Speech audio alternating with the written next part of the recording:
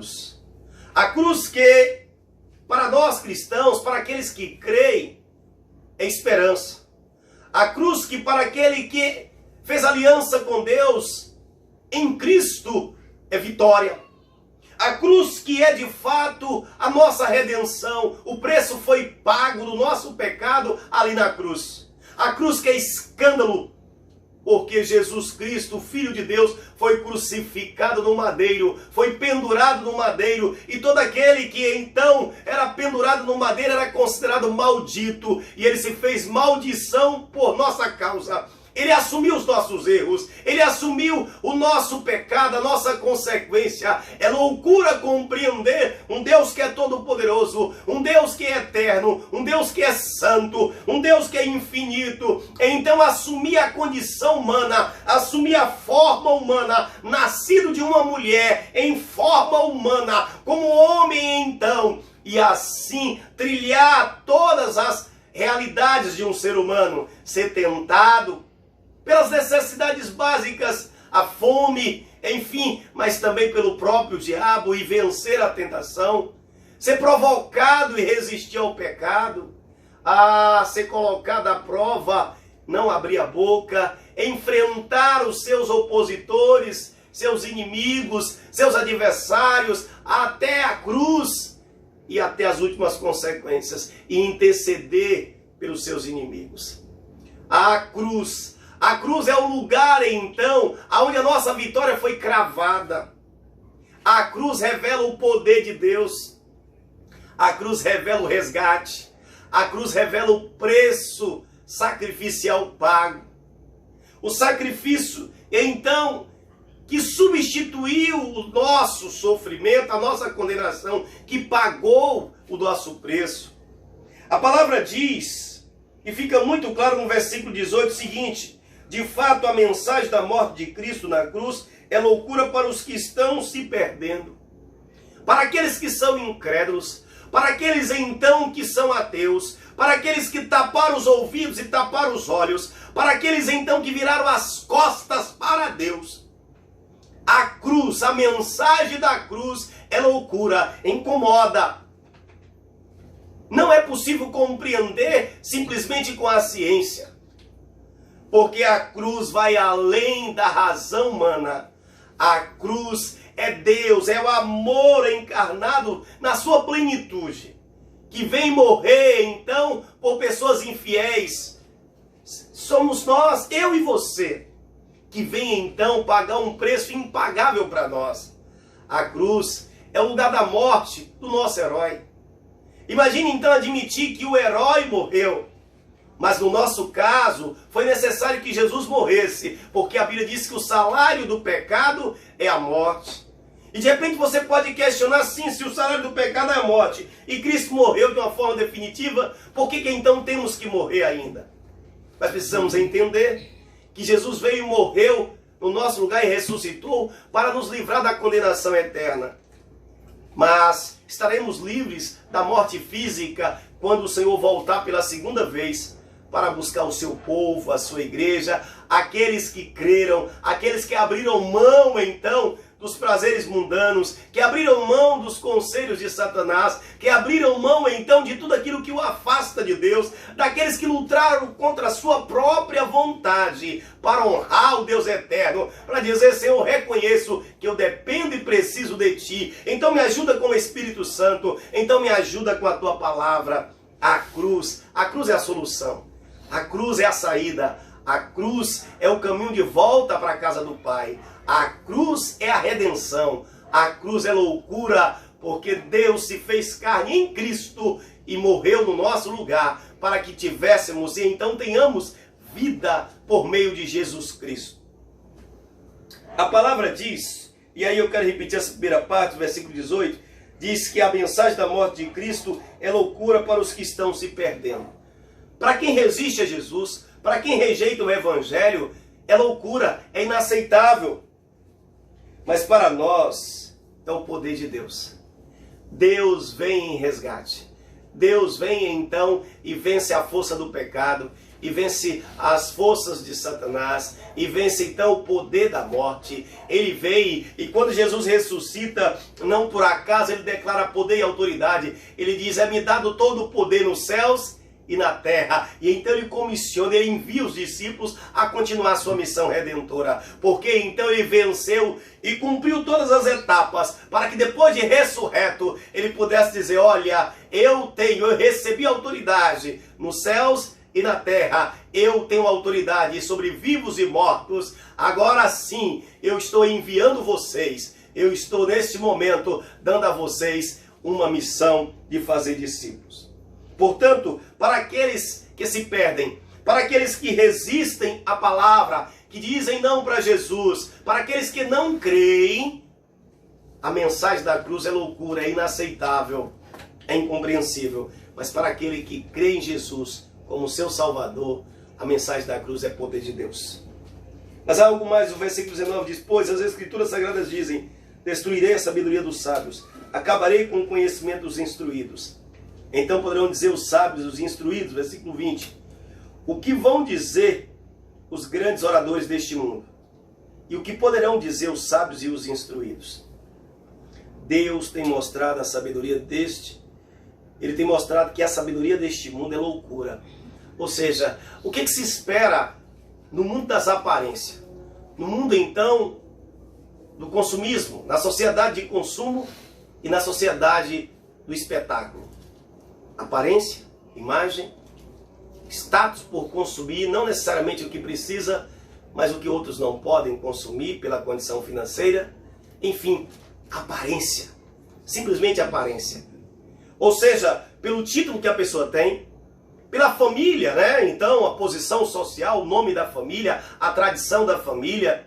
O valor está, então, ligado à posição social, à condição financeira, à família da pessoa, o lugar onde mora, ou seja, um conjunto de valores para então atribuir o valor a uma pessoa. E Deus olha e vê completamente diferente. E isso é o escândalo da cruz.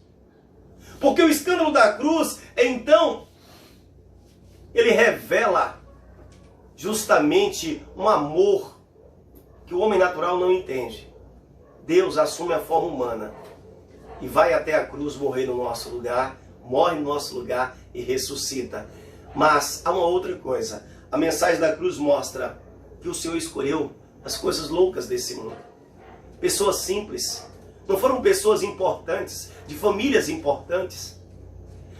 O Senhor, quando chamou os seus discípulos, ele não procurou então grandes executivos, famílias tradicionais necessariamente, pessoas que tivessem posses, pessoas que tivessem um currículo, né? Um doutorado, um pós-doutorado, enfim, de nome e renome. Ele chama pessoas que para aquela época eram então desprezíveis, eram então sem valor. E não por acaso eu quero dar um exemplo para você.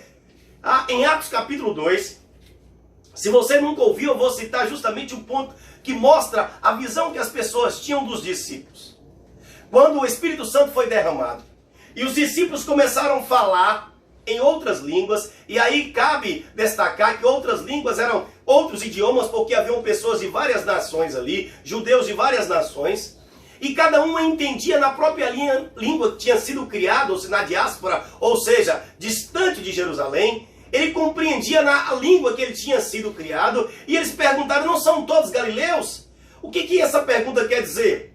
Eles dizem: não são todos galileus? Como nós estamos ouvindo falar na nossa própria língua materna, ou seja, naquilo que nós somos criados, em outra língua? Ou seja, como pode a periferia de Israel, como pode então a Galileia dos gentios, como pode esses homens que vêm da Galileia ter tamanho conhecimento, falar mais de uma língua e conseguir então com a autoridade dessa falar conosco? Então perceba que aí está em jogo o que é comum no nosso tempo: aparência, status, título, posição, localização geográfica. E então Deus vem e escandaliza tudo isso.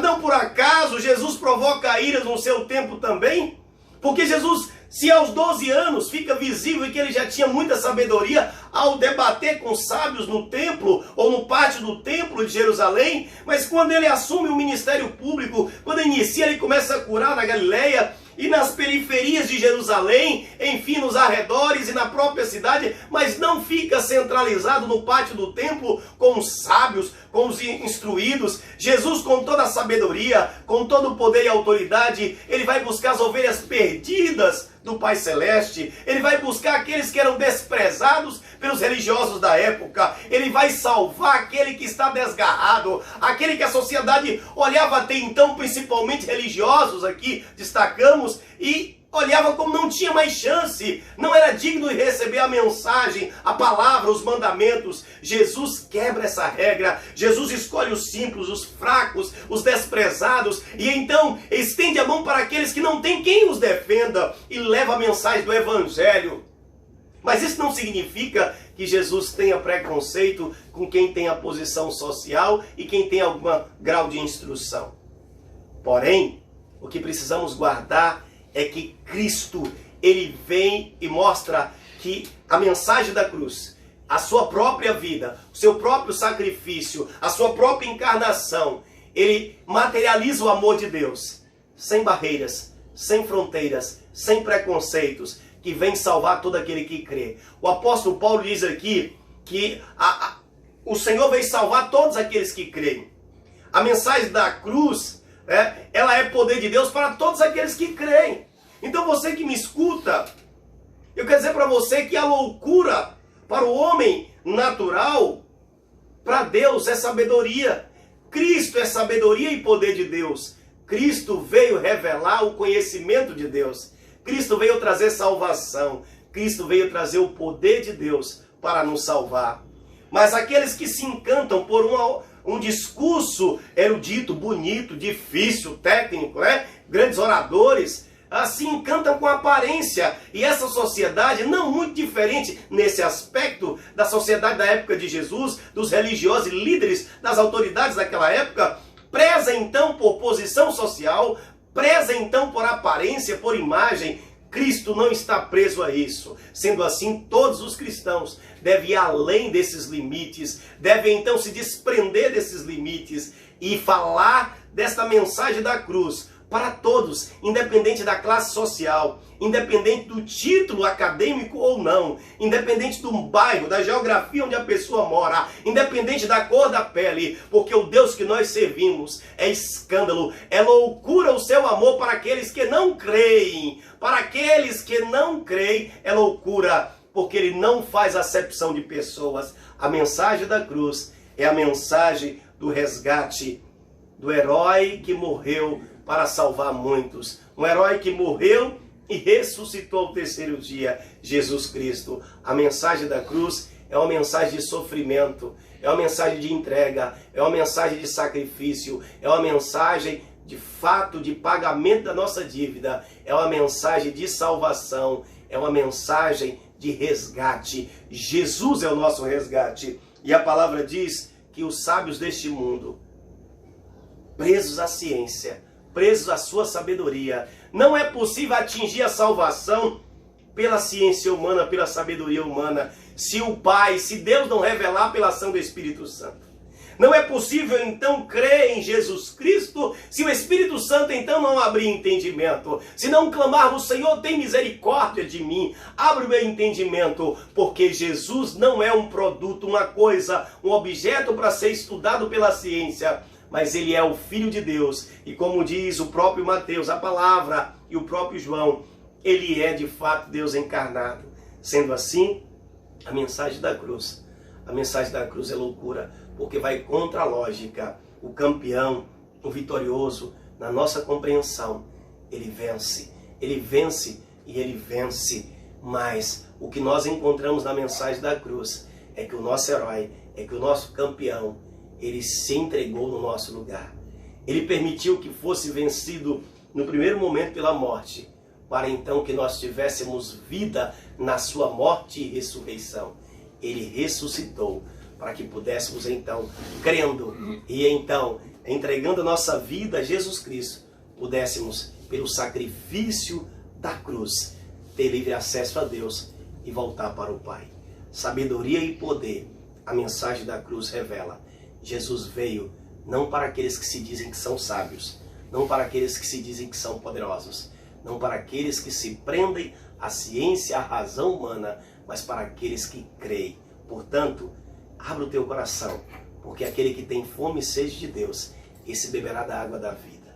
Aquele que tem fome e sede de Deus, comerá do pão da vida que é Jesus. Aquele que se arrepende é perdoado por Jesus. E aquele, de fato, que clama, o Senhor ouve. E aquele que confessa, os pecados são perdoados. Esta noite, a palavra foi sobre a mensagem da cruz. Poder e sabedoria de Deus. Deus o abençoe. Siga esse caminho, Jesus, e não olhe para trás. Fique na paz do Senhor. Amém.